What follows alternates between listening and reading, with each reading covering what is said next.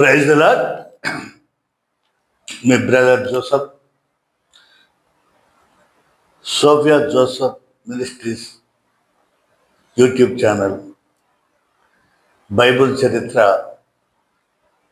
మొదటి భాగం. ఇది 4వ వెబ్సైట్ చెప్పడానికి నేను మొదలు పెడుతున్నాను.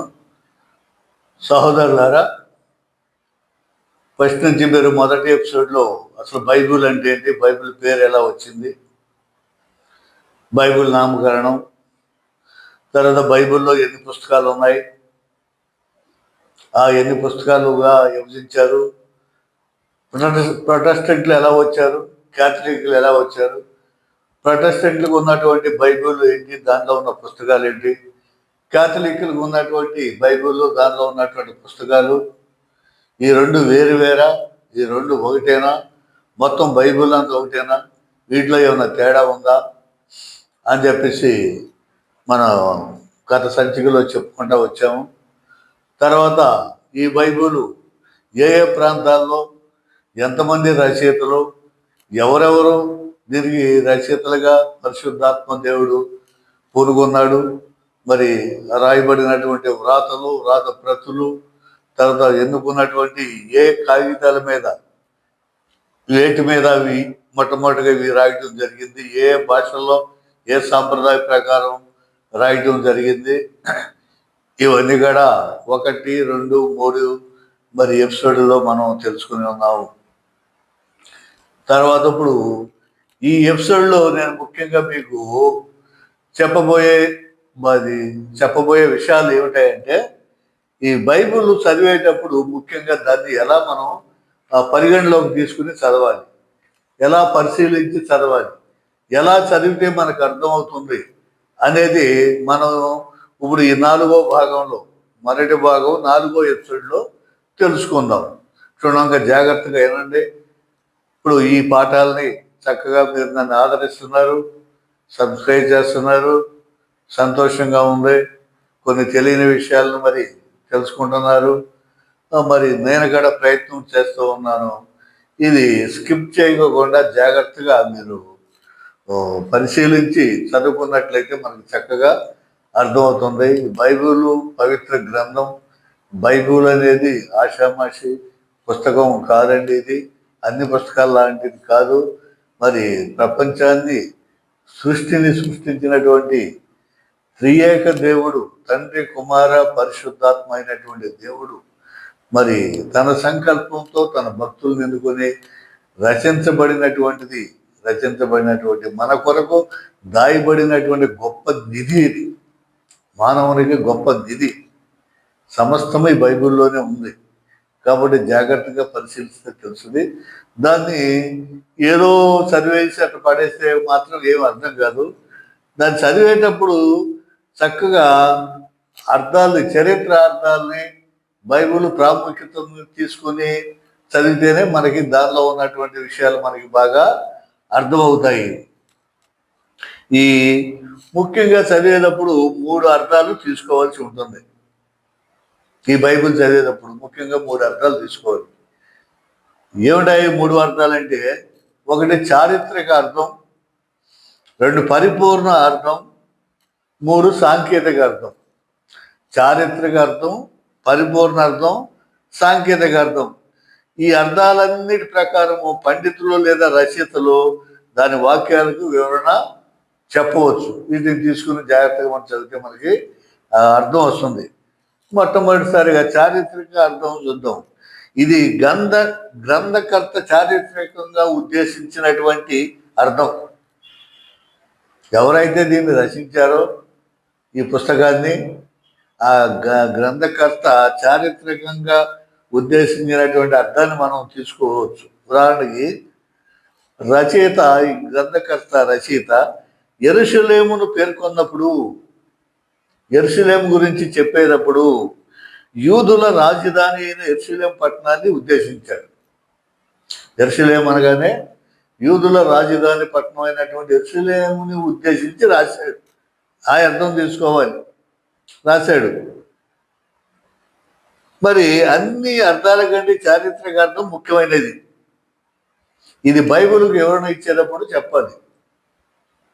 అన్ని అర్థాల కంటే చారిత్రక అర్థం చాలా ముఖ్యమైనది. ఇది బైబిల్కి నన్ను వివరించి చెప్పేటప్పుడు చెప్పాలి. యెరూషలేము అంటే యూదుల రాజధాని, యెరూషలేము గురించి చెప్పాడు.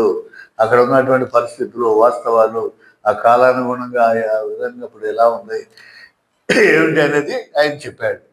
తర్వాత పరిపూర్ణ అర్థం, సంపూర్ణమైనటువంటి అర్థం ఏమిటంటే పాత నిబంధన గ్రంథంలో చెప్పబడిన అంశాలు కొన్ని కొత్త నిబంధన గ్రంథంలో నెరవేరాయి.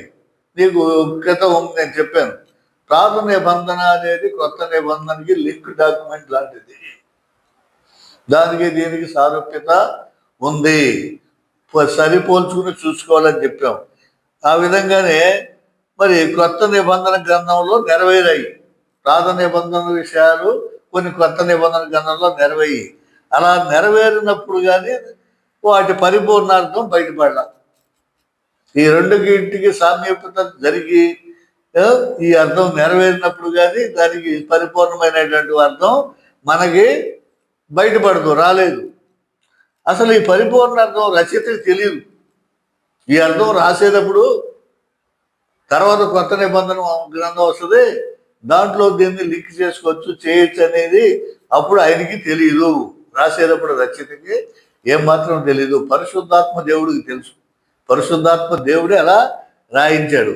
ఉదాహరణకి చూడండి, నా దేవా నా దేవా నన్ను ఎందుకు చేయి నాడావు విడిచావు అని శిలువ మీద క్రీస్తు పలికినటువంటి వాక్యం మత్తయి సువార్త నూతన నిబంధనలోని మత్తయి సువార్త 27వ అధ్యాయము 46వ వచనములో ఉంటుంది.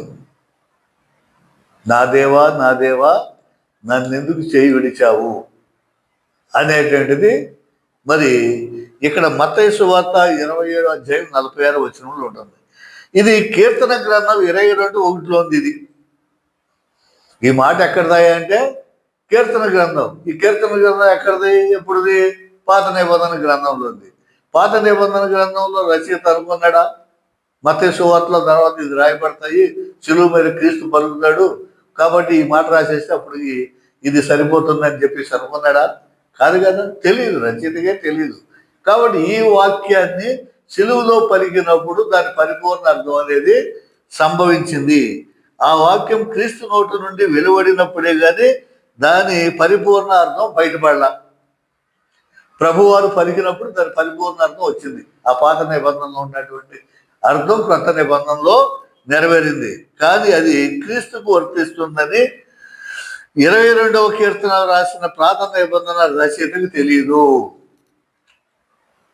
ఆ 22వ కీర్తన రచించినటువంటి రచయితకి, పాత రచయితకి క్రీస్తు ద్వారా నెరవేరుతుందని ఆయనకి తెలీదు. అది పరిశుద్ధాత్మ దేవుని యొక్క ప్రేరణ చేత జరిగింది.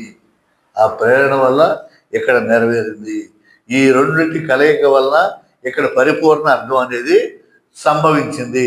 అలా వచ్చిందన్నమాట. అతడు తన్ను గురించే ఆ వాక్యాన్ని రాసుకున్నాడు. పాత నిబంధన రచయిత మాత్రం ఆ వాక్యాన్ని తన్ను గురించే రాసుకున్నాడు. క్రొత్త నిబంధనలో నెరవేరిన పాత నిబంధన ప్రవచనాలు చాలా వరకు ఈ శాఖలోకే చెందుతాయి. పాత నిబంధనలో రచించినటువంటి విషయాలు క్రొత్త నిబంధనలో చాలా వరకు ఇలాగ యెషయా గ్రంథంలో ఇదిగో కన్యకగా గర్భము ధరించి కుమారుని కనును అని ఉంది. మరి ఇక్కడ లోకా సువార్తలో మరి కన్యక గర్భం ధరించి, కన్యక అంటే పెండ్లి కాని స్త్రీ, కన్యక అంటారు. పెండ్లి కాని స్త్రీని కన్యక అంటారు. ఇదిగో కన్యక గర్భము ధరించి కుమారుని కనును అని. ఇక్కడ గాబ్రియల్ సన్మనస్కుడు మరి ఇక్కడ శుభవార్తని మరియ తల్లికి మరియ మాతకి చెప్తాడు. ఇక్కడ నెరవేరు, కన్యక గర్భం ధరించి కుమారుని కనింది. మరి ఈ రెండింటి సారూప్యత ఇక్కడ నెరవేరటం వలన ఇక్కడ పరిపూర్ణ అర్థం అనేది వచ్చింది. కాబట్టి ఇలా చాలా వరకు మీరు గమనించండి. బైబిల్ పండితులు, మరి బైబిల్ తెలిసినటువంటి వారు, తెలియనటువంటి వారు ఎవరు లేరు. అనర్ఘడంగా గంటల తరబడి ప్రసంగాలు చెప్తారు. మీకు అన్నీ చెప్తే అంతటి వాటికి కాదు, మీకు తెలుసు. కానీ ఇలా నెరవేరింది, మీరు గమనించండి. సరే, ఇక సాంకేతిక అర్థం మూడోది ఏమిటంటే సాంకేతిక అర్థం. ఈ సాంకేతిక అర్థంలో పాత నిబంధనలోని వ్యక్తులు, సంస్థలు, సంఘటనలో క్రొత్త నిబంధనలోని వ్యక్తులను, స్థలాలను, సంఘటనలను సూచిస్తూ ఉంటాయి. సాంకేతికం అన్నమాట. సాంకేతికంగా పాత నిబంధనలో ఉన్నటువంటి వ్యక్తులు, అక్కడ సంస్థలు, సంఘటనలు, కొత్త నిబంధనలు వ్యక్తులను, సంస్థలను, సంఘటనలను సూచిస్తూ ఉంటాయి. అవి ఉదాహరణ చెప్పుకోవాలంటే మోషే క్రీస్తుని, యెరూషలేముని సూచిస్తాడు. మోషేని మనం కనుక తీసుకున్నట్టయితే క్రీస్తుని, యెరూషలేము సూచిస్తాడు. మోషే క్రీస్తుని సూచిస్తాడు. మోషే అనగానే మనకి క్రీస్తుని సూచిస్తాడు. యెరూషలేము అనగానే శ్రీ సభ లేదా సంఘాన్ని. యెరూషలేము అంటే సంఘాన్ని కూడా సూచిస్తుంది. నూతన యెరూషలేము పట్టణము పెండ్లికై అలంకరింపబడుతున్నది. నూతన యెరూషలేము పట్టణము పెండ్లికై అలంకరింపబడుచున్నది. అంటే నూతన యెరూషలేము పట్టణం అంటే సంఘం. ఇక్కడ యెరూషలేము వర్తిస్తుంది, సంఘానికి వర్తిస్తుంది. సంఘాన్ని యెరూషలేము పట్టణంగా, మరి ప్రభు రాకాన్ని ఎదుర్కొంటాకి వధువు సంఘం లాగా, పట్టణం లాగా మనం అలంకరించుకుని సిద్ధంగా ఉండాలి. పెండ్లి కుమార్తె ఎలా సిద్ధంగా ఉండదో వరుడి కోసం అలా సిద్ధపడి ఉండాలి. అది అక్కడ అర్థం అనేది. కాబట్టి యూదులు అనగానే ఎర్ర సముద్రాన్ని దాటటం. యూదులు ఎర్ర సముద్రాన్ని దాటటం అది దేంతో సారూప్యత, సాంకేతిక కలిగి ఉంటుందంటే జ్ఞానస్థానాన్ని లేదా బాప్తిస్తాన్ని సూచిస్తాయి. చూడండి, యూదులు మరి ఆ మోషే నాయకత్వంలో ఎంతో కష్టపడి మరి ఆఖరిసారిగా ఇంకా వాళ్ళకి మనకి సంబంధం లేకుండా ఎర్ర సముద్రాన్ని దేవుడు పాయలు చేసినప్పుడు మరి ఆరిన నేల మీద యూదులందరూ నడుచుకుంటూ వచ్చారు. అక్కడ ఉన్నటువంటి పాప జీవితాన్ని అంతా, మరి బాధనంతా కాడి, చూడండి, నా కాడి సులువైనది, అలసి సొలసి ఉన్నటువంటి సమస్త జనులారా నా ఎద్దుకు రండి, నా కాడే సులువైనది. అక్కడ మరి ఎన్నో కష్టాలు, బాధలు ఓర్చి, బానిసత్వాన్ని ఓర్చి ఐగుప్తు దేశంలో ఉన్నటువంటి వీరందరికీ ఎర్ర సముద్రం ద్వారా విడుదల కలిగి అది దాటి ఉతలకు వచ్చారు. వాళ్ళంతా అక్కడ దానిలో మునిగి చనిపోయారు. పాపం నశించిపోయింది, బయటపడ్డారు. ఆ నీళ్ళల్లోంచి, ఆ జలములలోంచి వచ్చినప్పుడు మరి వీళ్ళకి జ్ఞానస్థానం లేదా బాప్తిస్మం.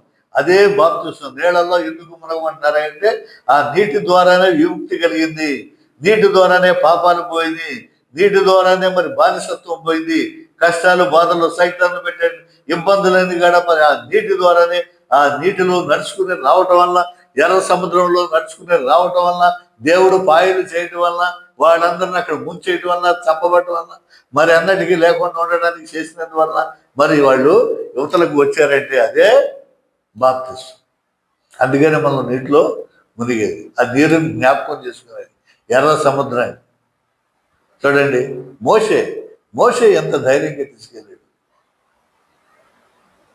ముందు సముద్రము ఎదురొచ్చినను, వెనక శత్రువు వెంటాడినా, మోషే వలె సాగెదా నే సాగెద యేసునితో నా జీవిత కాలమంతా.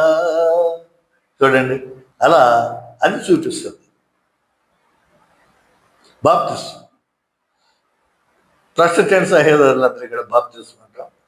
మరి రోమన్ క్యాథలిక్ సహోదరులందరూ కూడా జ్ఞానస్థానం అని అంటారు. జ్ఞానంతో స్నానం చేయడం, ఉదక స్నానం, జల స్నానం.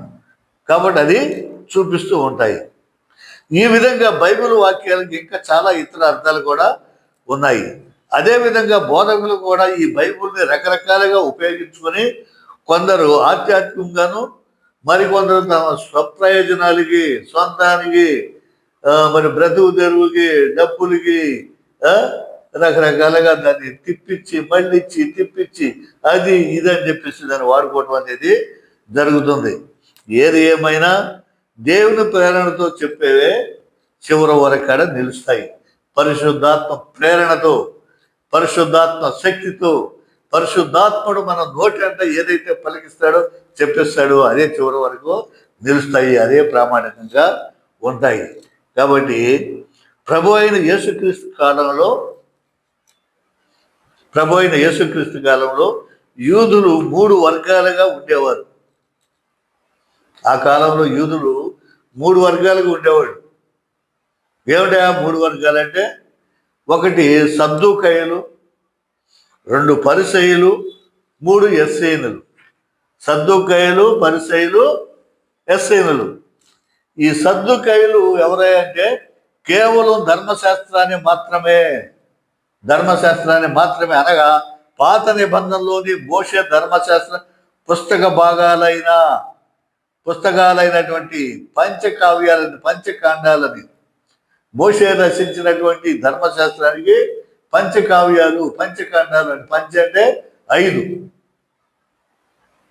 5 కావ్యాలు పంచకాండాలు అనగా 1 ఆదికాండం, 2 నిర్గమకాండం, 3 లేవీకాండం, 4 సంఖ్యాకాండం, 5 ద్వితీయోపదేశ కాండం.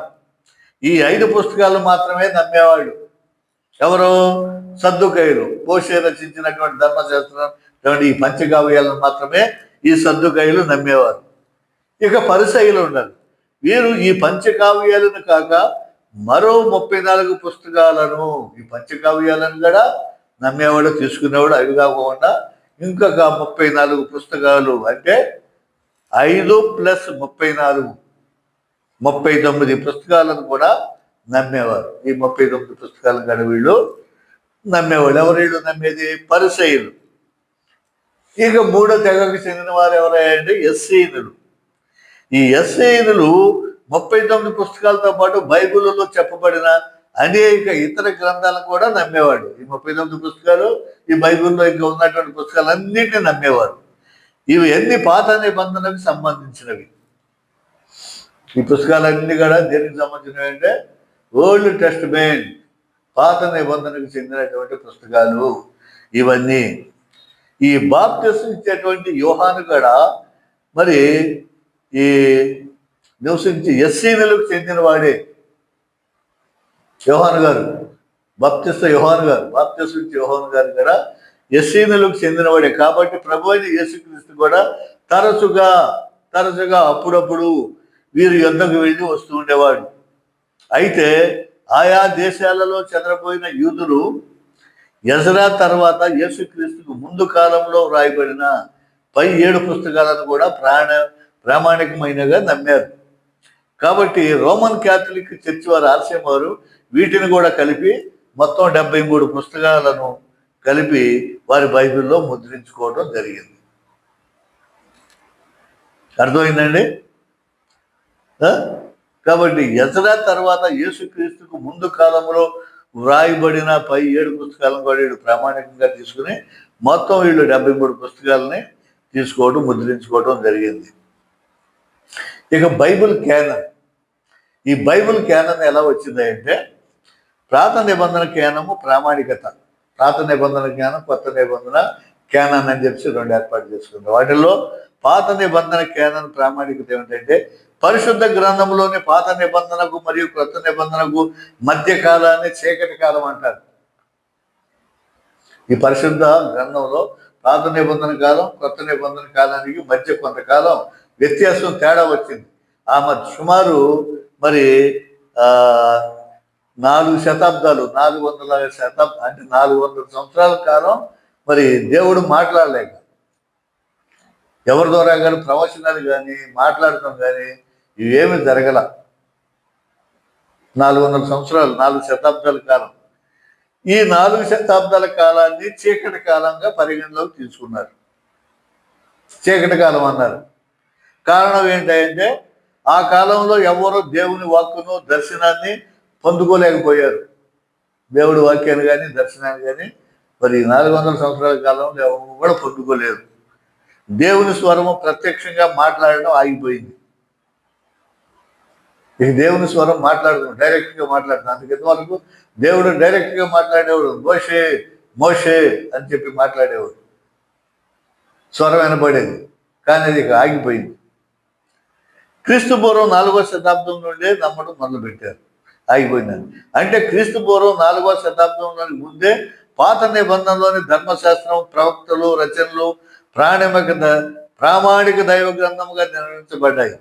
బైబిల్లోని పాత నిబంధనలో చివరిగా రాయబడిన కేనన్గా రూపొందింపబడిన గ్రంథాలు ఏమిటాయంటే మలాకి గ్రంథంతో ఆగిపోయింది. మలాకి క్రీస్తు పూర్వం 450 నుంచి 430 మరియు దినవృత్తాంతములు క్రీస్తు పూర్వం 400కు ముందు రాయబడినవి. అయితే హెబ్రీ భాషలో రాయబడిన పాత నిబంధనకు గ్రీకు భాషలోనికి తర్జుమా చేసిన సెప్టువజింట్ అని పిలువబడిన గుంపు క్రీస్తు పూర్వం 250 నుండి 150 వరకు ఆ కాలాన్ని కార్యాలన్నింటినీ నెరవేర్చారు. ఈ సెప్టువజింట్ అనబడినటువంటి ట్రాన్స్లేషన్ వారు ఈ 250 నుండి 150 వరకు ఈ పనిని పూర్తి చేశారు. ఇక కోటాలు, జామియా యూదుల కౌన్సిల్ కూటం క్రీస్తు శకం 90లో జాఫా సమీపంలోని జామియాలో యూదుల పెద్దలు రబ్బీల సమావేశం జరిగింది. ఇదివరగా చెప్పుకున్నాం ఈ జామియా కూటం గురించి. ఈ రబ్బీలు, యూదులు, పెద్దలు వీళ్ళందరూ కలిసి ఒక సమావేశాన్ని ఏర్పాటు చేసుకున్నారు. దానియే జామియా కూటమి సమావేశం. అందులోని పాత నిబంధనలు ఉండాల్సిన గ్రంథాలేవో, ఉండకూడని గ్రంథాలేవో బడిందని కొంతమంది అభిప్రాయం. దాంట్లోనే నిర్ణయించారు ఈ పాత నిబంధనలో ఏ పుస్తకాలు ఉన్నాయి, ఏవే గ్రంథాలు ఉండకూడదు అనేది నిర్ణయించారని అనుకుంటారు. దీని ప్రకారం జామియా యూదుల కౌన్సిల్కు ఈ పుస్తకాల ప్రామాణికతను నిర్ణయించడానికి కొన్ని నియమ నిబంధనలు పెట్టుకున్నారని అంటారు. ఈ పాత నిబంధన గ్రంథాల్లో ఏది ఉండకూడదు, ఏది తీసేయాలనేది చెప్పుకుంటే కొన్ని రూల్స్ పెట్టుకుని నియమ నిబంధనలు చేర్చుకున్నారు. అవి ఏమిటాయంటే ఏ పుస్తకమైనా అది ధర్మశాస్త్రంను సమర్థించేదిగా ఉండాలి. అది ధర్మశాస్త్రాన్ని సమర్థించేదిగా ఉండాలి. వాటి ప్రసక్తి అందులో ఉండాలి, ఏ పుస్తకమైనా సరే. తర్వాత అవి ఎజ్రా తర్వాత అనగా దాదాపు క్రీస్తు పూర్వం 400 సంవత్సరాల తర్వాత రాసిందై ఉండకూడదు.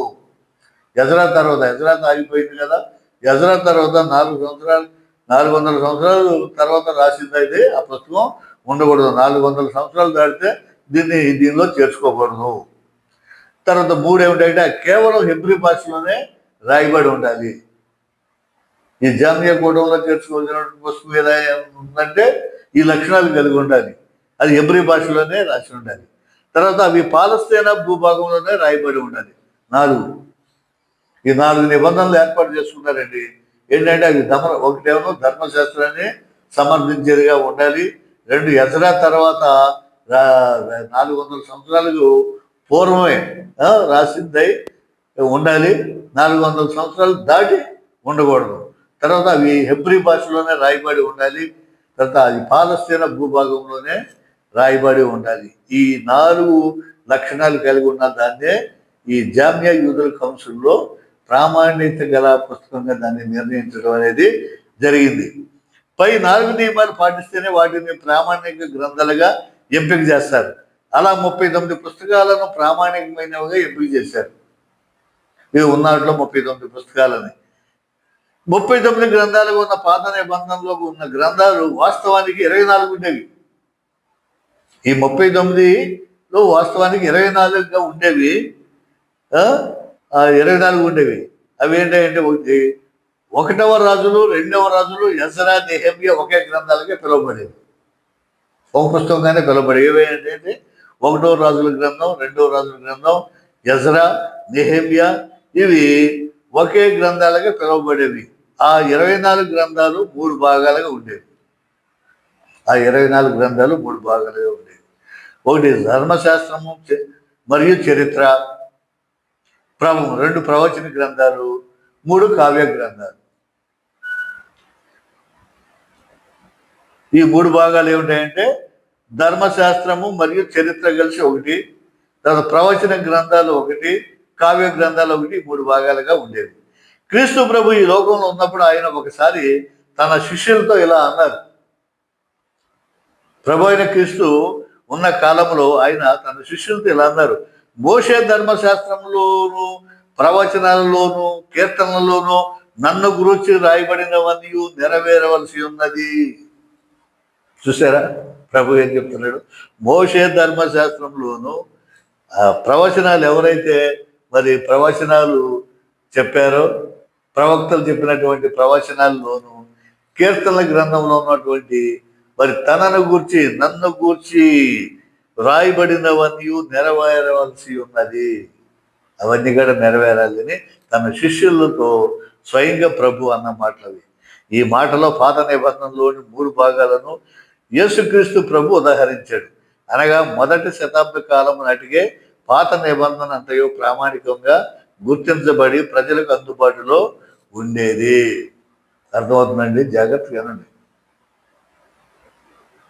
అర్థం చేసుకుంటే తెలుస్తుంది. పాత నిబంధన చరిత్రను ఇంకాస్త మనం పరిశీలిస్తే దాదాపు క్రీస్తు పూర్వం 4వ శతాబ్దానికి ముందే పాత నిబంధన గ్రంథాలన్నీ ప్రామాణికంగా ఎంచబడినట్లు గుర్తించవచ్చు. జాగ్రత్తగా పరిశీలన చేస్తే దాదాపు క్రీస్తు పూర్వం 4వ శతాబ్దానికి ముందే, క్రీస్తు పూర్వం బిఫోర్ క్రైస్ట్ అంటే యేసుక్రీస్తు వారు రాక క్రితం క్రీస్తు పూర్వం, యేసుక్రీస్తు వచ్చిన తర్వాత వచ్చినటువంటి దాన్ని క్రీస్తు శకం. ప్రపంచంలో లెక్కలన్నీ కూడా మరి ఇవన్నీ కూడా క్రీస్తు పూర్వం క్రీస్తు శకం. ఏ చరిత్ర తీసుకున్నా క్రీస్తుతోనే ముడిపడి ఉంటుంది. క్రీస్తు పూర్వం అన్న ఉండాలి, క్రీస్తు శకం అయినా ఉండాలి. క్రీస్తుకి ముందు జరిగినటువంటి చరిత్ర లేదు, క్రీస్తు వచ్చిన తర్వాత చరిత్ర. ఏ చరిత్ర అయినా తీసుకోండి, ఏ దేశ చరిత్ర తీసుకున్నా కానీ ఇలాగే రాయబడి ఉంటుంది. అలాగే ఎవరో డేట్ ఆఫ్ బర్త్ తీసుకున్నా, పుట్టుకదారి తీసుకున్నా, మహాముఖుని యొక్క డేట్ ఆఫ్ బర్త్ తీసుకున్నా, డేట్ ఆఫ్ డెత్ తీసుకున్నా క్రీస్తు పూర్వం క్రీస్తు శకం. ఏ క్యాలెండర్ తీసుకున్నా క్రీస్తు శకం క్రీస్తు పూర్వం. చరిత్ర తీసుకున్నా క్రీస్తు పూర్వం క్రీస్తు శకం అనే రాయబడి ఉంటుంది. 4వ శతాబ్దానికి ముందే పాత నిబంధన గ్రంథాలన్నీ ప్రామాణికరించబడినట్లు గుర్తించవచ్చు. ఆ తర్వాత వచ్చిన ఏ గ్రంథాన్ని లేఖనములతో అనగా పాత నిబంధన కేనంతో జత చేయలేదు. ఆ 4వ శతాబ్దం తర్వాత వచ్చింది దేని కూడా దాంతో జత చేయలేదు. మోషే వ్రాసిన ధర్మశాస్త్ర గ్రంథము యూదుల పెద్దల వలన రబ్బీల వలన ధర్మశాస్త్రముగా పరిగణించబడి అత్యంత భక్తి శ్రద్ధలతో పఠింపబడేది. చూడండి, మోషే స్వయంగా యెహోవా దేవుని దగ్గరికి వెళ్ళి 10 ఆజ్ఞలు తీసుకొని మరి ఆయన ఇచ్చినటువంటి కట్టడలు ఇవన్నీ కూడా ధర్మశాస్త్రంగా రచించబడి దాని ప్రభు అయిన దేవుడు యెహోవా దేవుడు ఇచ్చినటువంటి మరి స్వయంగా పలికి ఇచ్చినటువంటి ధర్మశాస్త్రంగా దేవుని మాటలుగా దేవుని గ్రంథంగా అభివర్ణిస్తూ దానికి మోషే ధర్మశాస్త్రానికి ఎంతో ప్రాధాన్యత ఇస్తారు యూదులు. ఆ యూదులు మోషే ధర్మశాస్త్రాన్నే దేవుడిగా భావిస్తారు. అందుకనే దానిలో ఏ మాట ఏ పొరులు ఎవడైనా తప్పినా ఆ ధర్మశాస్త్రం ప్రకారమే మరి యూదుల చరిత్ర అంతా యోధ పరిపాలన అంతా కూడా అక్కడ ఉంటుంది. యేసు ప్రభువుని కూడా తప్పు పట్టడానికి అది ధర్మశాస్త్రాన్ని పేరుతున్నాడు. ధర్మశాస్త్రం తప్పి ఈయన పనిచేస్తున్నాడు. ఆదివారం పని చేయకూడదంటే ఆదివారం స్వస్థతలు చేకూరుస్తున్నాడు. ఆదివారమే చేస్తున్నాడు, ధర్మశాస్త్రం మీరాడు అన్ని నేరాల్లో ఒక నేరాన్ని దీన్ని చూపిస్తారు. అంత పవిత్రంగా వాళ్ళు భావిస్తారన్నమాట. ధర్మశాస్త్రాన్ని పరిగణించబడిన అత్యంత భక్తి శ్రద్ధలతో పఠింపబడింది. దాన్ని ఒక దేవుడిగా భావించి మరి ధూపం వేసి భక్తి శ్రద్ధలతో దాన్ని చదవటం అనేది ఆ రోజుల్లో జరిగేది. యోధారాజైన యెషయా పాలనలో ప్రధాన యాజకుడకు హిజ్కియాకు ధర్మశాస్త్రం గ్రంథం దొరికింది. ఆ ధర్మశాస్త్రం గ్రంథం దొరికి దాన్ని చూస్తే ఇది ఎప్పుడుదంటే క్రీస్తు పూర్వము 600 సంవత్సరము ధర్మశాస్త్రం అనే మాటలను వినినప్పుడు రాజు వస్త్రములను చింపుకున్నాడు. ఈ గ్రంథం ఎక్కడదయా ఎప్పుడుదంటే ఇది క్రీస్తు పూర్వం, క్రీస్తు జన్మించక ముందే 600 సంవత్సరాలకు ముందు ఉన్నటువంటి ధర్మశాస్త్రం ఇది. ఆయన తెలుసుకున్నప్పుడు నా దేవుడా భగవంతుడా అయ్యో అని చెప్పేసి నాకెంతటి అనుగ్రహాన్ని దయచేసావా దేవా, నేను ఎంతటి వాడిని చెప్పేసి బట్టలు చింపుకుంటాడు, వస్త్రమును చింపుకున్నాడు. ఇది ఎక్కడుందంటే 2వ రాజుల గ్రంథం 22వ అధ్యాయము 8-11 వచనంలో ఉంటుందో చూడండి. 2వ రాజుల గ్రంథం 22వ అధ్యాయము 8వ వచనం నుంచి 11వ వచనం వరకు మీరు పరిశీలన చేసినట్టే దొరుకుతుంది. శాస్త్రి అయిన ఎజ్రా తన యొద్దనున్న ధర్మశాస్త్ర గ్రంథాన్ని ప్రజలకు చదివి వినిపించాడు. ఇది నెహెమ్యా గ్రంథం 8వ అధ్యాయము 1-10లో మీకు ఉంటుంది. నెహెమ్యా గ్రంథం 8వ అధ్యాయము 1-10 పరిశీలన చేసుకుంటే మీకు దొరుకుతుంది. పైన ఉదాహరించిన విషయాలను బట్టి ధర్మశాస్త్ర గ్రంథంతో పాటు యెహోషువ గ్రంథము కూడా ప్రామాణికముగా అంగీకరించబడింది. యెహోషువ గ్రంథం కూడా అది దైవ గ్రంథంగానే అంగీకరించారు. ఎందుకంటే మోషే శిష్యుడు యెహోషువ. మోషే తర్వాత మరి శక్తియుక్తులు కలిగి అన్ని అప్పగించినటువంటి వ్యక్తి యెహోషువ. యెహోషువ ఏం చేశాడు? యెహోషువ ప్రార్థన ఎన్నాడు దేవుడు? యెహోషువ ప్రార్థించగా సూర్య చంద్రులు ఏను. యెహోషువ ప్రార్థించగా సూర్య చంద్రులు అయ్యేను. చూసారా? యెహోషువ ప్రార్థిస్తే సూర్యుడా నువ్వు అక్కడ ఆగు, చంద్రుడు ఎక్కడ ఆగని ఆగిపోయింది. యెహోషువ ప్రార్థన ఆలకించాడు దేవుడు.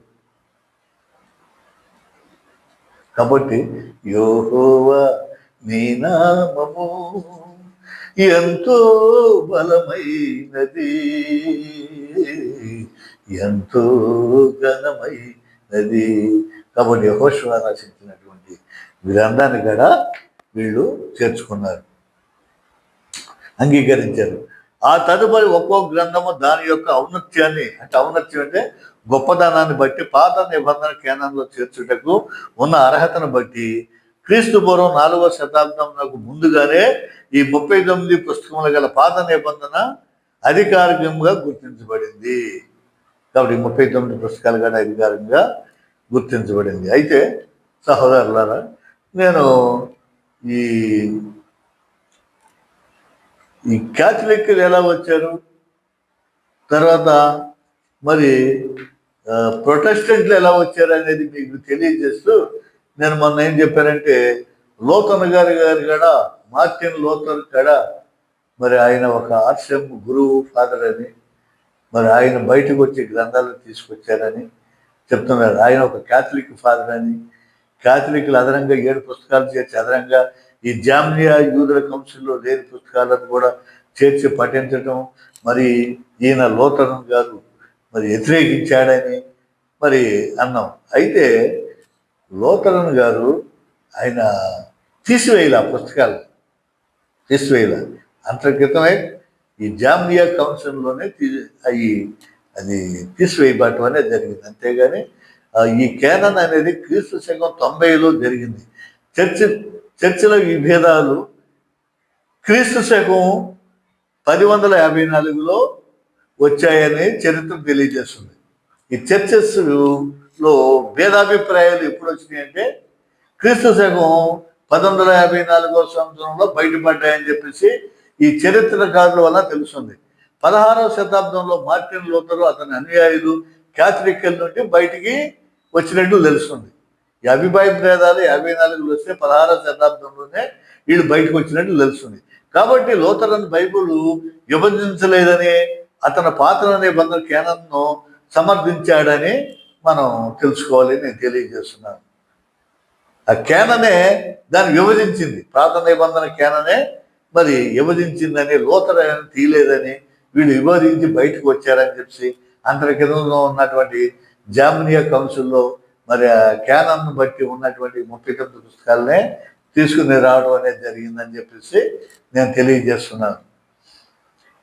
ఈ 2016 సహోదరులారా, 2016 ఫిబ్రవరి 14వ తేదీన ఒక ప్రముఖ ఒక దినపత్రికలో మెయిన్ ఎడిషన్లో ఒక వార్త వచ్చింది. 14వ పేజీలో ఒక వార్త ప్రచురించబడటం జరిగింది. అదేమిటంటే క్రీస్తు శకం 1054లో ఏర్పడ్డ విభేదాల వల్ల చర్చిలలో విభజన వచ్చింది. విభేదం వచ్చి విభజించబడటం జరిగింది. తూర్పు పశ్చిమ చర్చిలుగా విడిపోయాయి. కొన్ని తూర్పు, కొన్ని పడమరగా ఆ చర్చిలు విభేదాలు వచ్చి విడిపోయాయి. 1000 ఏళ్లలో తొలిసారి 2 చర్చిల అధిపతులు, ఈ 1000 సంవత్సరాలలో మొట్టమొదటిసారిగా ఈ 2 చర్చిల అధిపతులు క్రీస్తు శకం 2016 ఫిబ్రవరి 12వ తారీఖు శుక్రవారం రాత్రి క్యూబాలోని హవానాలో ఒక సమావేశం అయ్యారు. రోమన్ క్యాథలిక్ల అధిపతి పోప్ ఫ్రాన్సిస్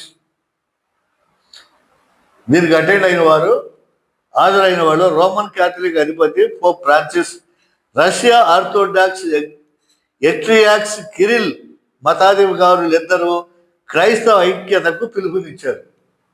వీళ్ళిద్దరూ సమావేశం అయ్యి, మనం ఎలా విడిపోయి విభజించబడి ఉంటే బాగోదు, కలుసుకోవాలి, కలుసుకున్నాం రండి అని పిలుపునిచ్చారు. ఇద్దరు సంయుక్త ప్రకటనపై సంతకం చేశారు. వీళ్ళిద్దరు కూడా ఒక ఒప్పందం మీద సంతకం చేశారు. అధిగమించాల్సిన అనేక అడ్డంకుల గురించి మాకు తెలుసు, అయినా దైవం వాంఛించినటువంటి కోరుకున్న విధంగా ఐక్యతను పునఃస్థాపించడానికి, మళ్ళా తిరిగి ప్రవేశపెట్టడానికి ఈ సమావేశం దోహదపడుతుందని ఆశిస్తున్నాం అని ఆ ప్రకటనలో ఇద్దరు కూడా సంతకాలు చేసి ఒక ఒప్పందాన్ని ఏర్పాటు చేసుకున్నారు. కాబట్టి ఈ విధంగా వారు కలుసుకోవటం దైవ చిత్తం, దేవుని యొక్క ఉద్దేశం, ప్రపంచ క్రైస్తవులందరూ స్వాగతించవలసినటువంటి విషయం. ఈ రోమన్ క్యాథలిక్లు, ప్రొటెస్టెంట్లు, ప్రపంచంలో ఉన్న వాళ్ళందరూ ఐక్యంగా ఉండాలి.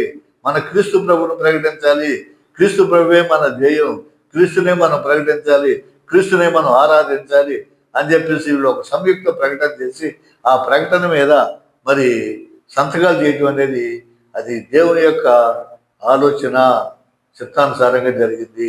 ఎన్ని సంవత్సరాల తర్వాత? 1000 సంవత్సరాల తర్వాత వీళ్ళు కలుసుకోవడం జరిగిందని చెప్పి ఒక పత్రిక ద్వారా మనం తెలుసుకున్నాము. హల్లెలూయా, హల్లెలూయా, హల్లెలూయా. అయితే పాత నిబంధనలో చేర్చకపోయినా బైబిల్లోని వివిధ పుస్తకములలో ప్రస్తావించబడిన గ్రంథముల వివరాలు తెలుసుకున్నాం. ఈ పాత నిబంధనలో చేర్చుకుపోయినా ఇంకా చాలా పుస్తకాలు ఉన్నాయి, రకరకాల గ్రంథాలు. అవి కూడా ఏంటో మనం తెలుసుకుంటే ఒక అవగాహన వస్తాం. అవి ఏంటంటే మొత్తం 12 ఉన్నాయి. ఆ 12లో ఒకటి యెహోవా యుద్ధాల గ్రంథం. ఈ పుస్తకం ఏంటంటే గ్రంథం యెహోవా యుద్ధాల గ్రంథం. సంఖ్యాకాండం 21వ అధ్యాయం 14 నుంచి 15 చదివితే మనకు తెలుస్తుంది యెహోవా యుద్ధాల గ్రంథం. తర్వాత యాషారు గ్రంథం అది యెహోషువ 10-12 చూస్తే తెలుస్తుంది. 10 అధ్యాయం 12 వచనం. తర్వాత సమూయేలు రాజ్య పరిపాలన గ్రంథం. మూడోది ఏమిటంటే సమూయేలు రాజ్య పరిపాలన గ్రంథం. 1వ సమూయేలు 10:25లో చూస్తే మనకు కనిపిస్తుంది. తర్వాత 4వది సొలొమోను కావ్యముల గ్రంథం. సొలొమోను కార్యముల గ్రంథం, ఆయన కార్యకలాపాలు, ఆయన చేసినటువంటి పనులు, మరి మంచి చెడులు ఇవన్నీ కూడా దాంట్లో ఉంటాయి. మరి కార్యముల గ్రంథం 1వ రాజులు 11వ అధ్యాయము 41 వచనంలో చూస్తుంటే తెలుస్తుంది. 5 హానోకు ప్రవచనములు. హానోకు యొక్క ప్రవచనాల గ్రంథం ఏమిటంటే యోధ 14-15లో వచనాల్లో ఉంటుంది. తర్వాత 6వది నాతాను అహియా ఇద్దోకు రచించిన గ్రంథాలు. అవి ఎక్కడ ఉన్నాయంటే 2వ దినవృత్తాంతంలో 9:29లో ఉంటుంది. 2వ దిన వృత్తాంతాలు 9:29లో ఉంటుంది. తర్వాత యెహోవా రచించిన గ్రంథం అది కూడా 2వ దిన వృత్తాంతాలు 20:34లో మనకి కనిపిస్తుంది. తర్వాత ఇశ్రాయేలు రాజుల గ్రంథం ఇది ఎక్కడ ఉందంటే 1వ రాజులు 16-14లో ఉంటుంది. 1వ రాజులు 16-14లో ఇశ్రాయేలు రాజుల గ్రంథం. ఇక 10వది రాజుల సటీక గ్రంథం. ఇది ఒక పుస్తకం. ఇది 2వ దిన వృత్తాంతాలు 24-27లో ఉంటుంది. ఇక 11వది పురీము సంగతులు రాయబడిన గ్రంథము. ఇది ఎస్తేరు గ్రంథం 9:29 నుంచి 32 వరకు ఉంటుంది. ఎస్తేరు గ్రంథము 9:29 నుంచి 32 వరకు ఉంటుంది. 2 మాదియా పారసీకుల సమాచార గ్రంథం.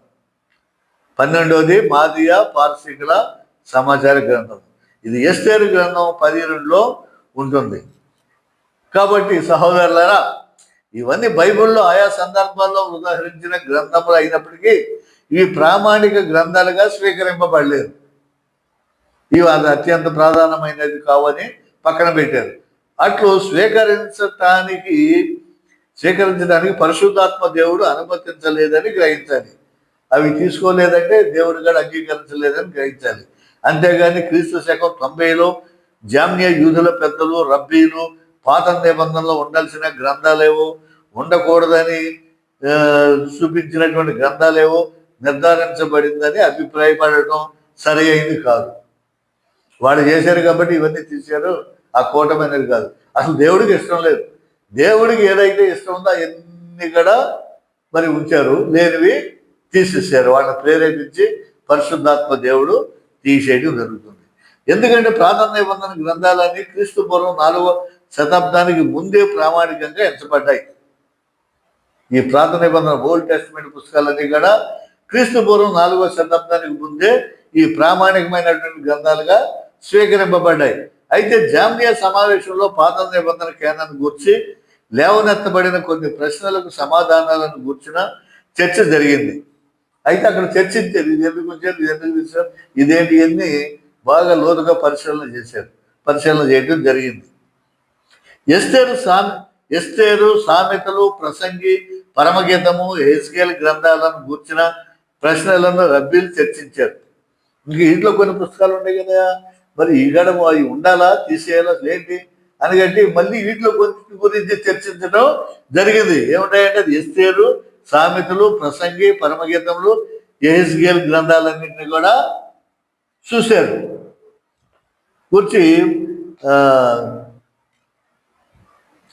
కూర్చి ప్రశ్నలు రబ్బీలు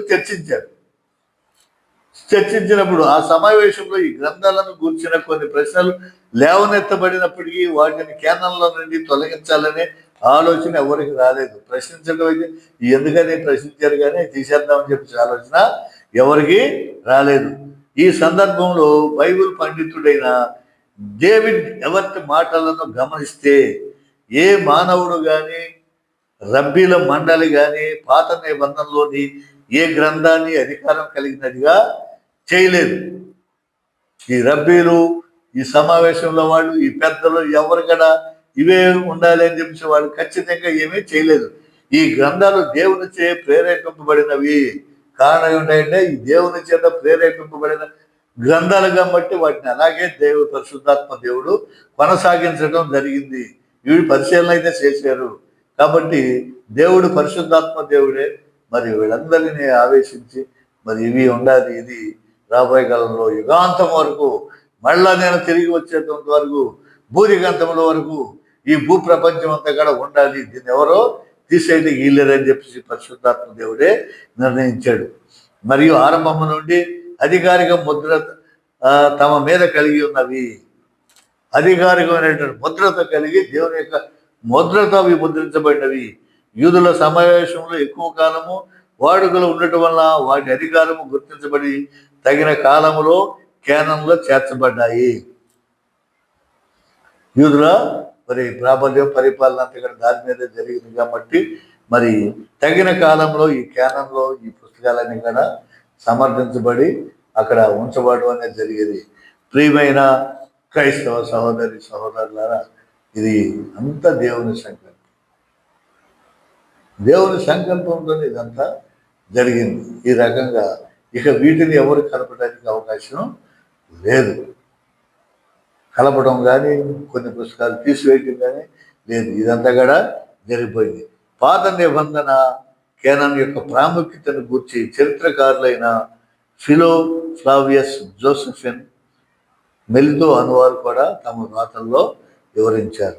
ఈ చరిత్రకారులు కూడా ఈ పాత నిబంధన గురించి తమ చరిత్రలో వివరించడం అనేది జరిగింది. మరి ఇదంతా చరిత్ర అంతా ఇంకా కొంచెం కన్ఫ్యూజింగ్గానే ఉంటుంది. మరి ఈయనేమో ఎంత మనకెందుకు, ఇది చదువుదాం, ఇది పక్కన పడేద్దాం, ఇది చేద్దాం, పక్కన పడేద్దాం అని చెప్పేసి అనుకుని ఏదో చదివి 4 మాటలు ముక్కలు నేర్చుకుని ఊకదంపుడు ఉపన్యాసాలు కొట్టేసి మరి ప్రజలను మభ్యపెట్టి మాయ చేసి చేసేటువంటి వారు చాలామంది ఉన్నారు చూడండి. కాబట్టి క్రైస్తవుల ఇది ఈ చరిత్రని దీన్ని తెలుసుకుంటే ఈ చరిత్ర ప్రకారం మరి యేసు ప్రభు మరి ప్రభు అయిన దేవుడు పరిశుద్ధాత్ముడైన దేవుడు మరి ఏ రకంగా మరి మానవుడి కోసం మరి తన శక్తిని అంతా కూడా విడిచిపెట్టి భూలోకానికి వచ్చి మళ్ళీ మానవుడిని రక్షించడానికి ఏ రకంగా మరి వచ్చాడనేది మనకి అర్థమవుతుంది. ఈ బైబిల్ గ్రంథం యొక్క గొప్పతనం అనేది అర్థమవుతుంది. అంతేగాని ఇది చరిత్ర ఉన్నప్పుడు చరిత్ర ప్రకారం చూడాలి. ఆ ఇస్రాయేల్ దేశ చరిత్రలో మనం చెప్పాను, ప్రతి దేశానికి ఒక చరిత్ర ఉంటుంది అని చెప్పేసి దాంట్లో మరి ఉన్నటువంటి ఆయా కాలానుగుణంగా ఆయా ప్రదేశాలకు అనుగుణంగా జరిగినటువంటి చరిత్రని మనం అర్థం చేసుకుని దానిలో ఉన్నటువంటి భక్తి భావాన్ని దైవ జ్ఞానాన్ని మనం అర్థం చేసుకోవాలి. కానీ ఈ బైబిల్లో అది ఉంది, ఇది ఉంది, ఇది కాదు, ఇది మంచిది కాదు అని చెప్పేసి తెలియకోకుండా చేస్తే దేవుడు నాలుగు మీద ఓతేస్తాడు.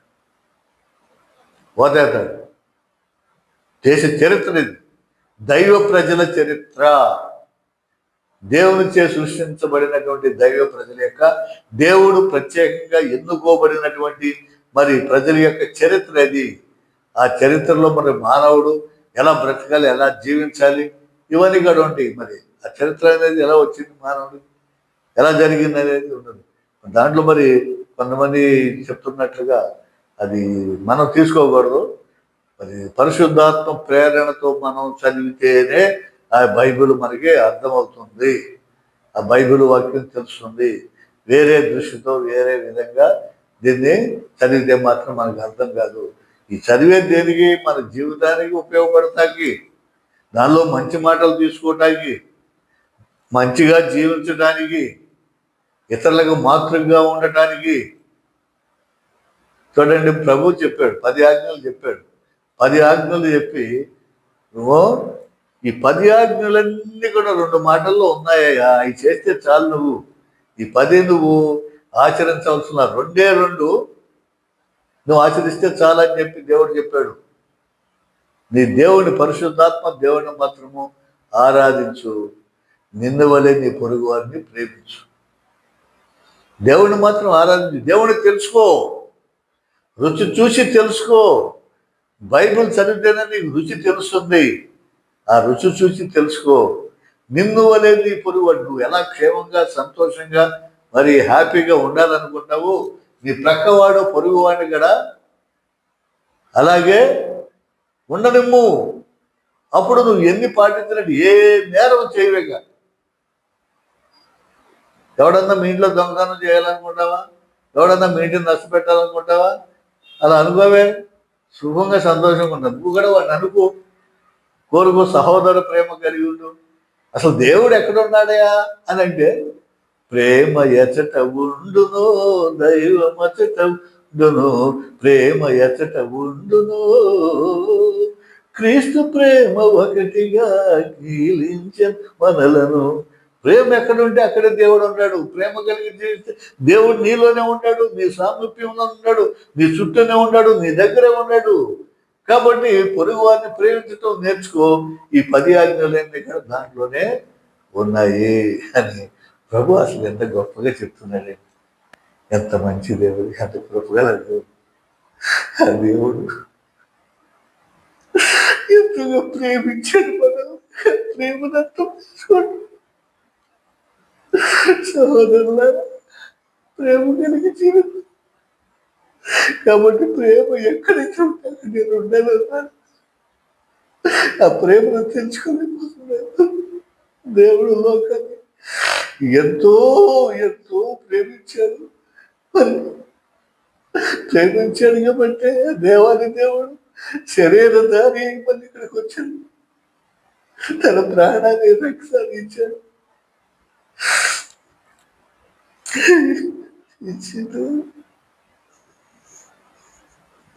కృపగల నీ కొందరు శుద్ధులు స్తోత్రాన్ని మా కొరకు నీ ప్రాణాన్ని పెట్టావునైనా నేను ఏమి ఇవ్వగలం. కొంచెమైనా మిమ్మల్ని తెలుసుకోలేకపోతుంది. ఈ సైతాన్ని చీకటి వలలో చిక్కుకుని బ్రహ్మ కొట్టుమిట్టాడుతున్నావు తండ్రి. నీ రక్షణ భాగ్యం ఇచ్చావు ఏ పాటి వాళ్ళ తండ్రి. నీవు తండ్రి నా సహోదరులు ప్రేమించండి, నా పాఠకులు ప్రేమించండి. ఇది వింటున్నటువంటి ప్రతి ఒక్కరికి మీ రక్షణ భాగ్యాన్ని దయచేయండి అయ్యా, కనువిప్పు దయచేయండి తండ్రి. ప్రభు అందరిని ఆశీర్వదించండి, దీవించండి. యేసు నామమున మాకు దయచేయమని ప్రార్థిస్తున్నాను తండ్రి. ఆమేన్. తండ్రి కుమార పరిశుద్ధాత్మ దేవుడు మనందరికీ తన దేవుళ్ళు మెండుగా దీవించి ఆశీర్వదించి కృపతో కాపాడు. ఆమేన్. స్తోత్రం ప్రభు, స్తోత్రం దైవం. మీ అందరికీ నా వందనాలు. ఛానల్ ఆచరించండి, సబ్స్క్రైబ్ చేయండి, అందరికీ తెలియజేయండి. మరి తర్వాత ఎపిసోడ్ 5వ ఎపిసోడ్ ఉంది, అది త్వరలోనే మళ్ళీ మీకు అందిస్తాను. ఈ రకంగా నేను ఈ బైబుల్ మొదటి భాగాన్ని తొందరలో పూర్తి చేస్తాను. 2వ భాగం కూడా ఉంది. మీరు ఏమి అనుకోకుండా శ్రద్ధగా వినండి, చాలు. వినండి, సత్యమేదో తెలుసుకోండి. చెప్పేదాంట్లో సత్యం ఎంత ఉందో, బైబిల్ ఎంత గొప్పదో, ఎంత గొప్ప పుస్తకమో మీకు అర్థం కావడానికి చెప్తున్నాను. దయచేసి ఎక్కడ స్క్రీన్ చేయకుండా వినండి. మీ సహోదరులకి తెలిసిన వాళ్ళందరికీ ఇక్కడ షేర్ చేయండి. ఛానల్ మాత్రం సబ్స్క్రైబ్ చేసుకోవటం మర్చిపోదు. దేవుడు మీ అందరినీ దీవించి ఆశీర్వదించును గాక. ఆమేన్. హల్లెలూయా.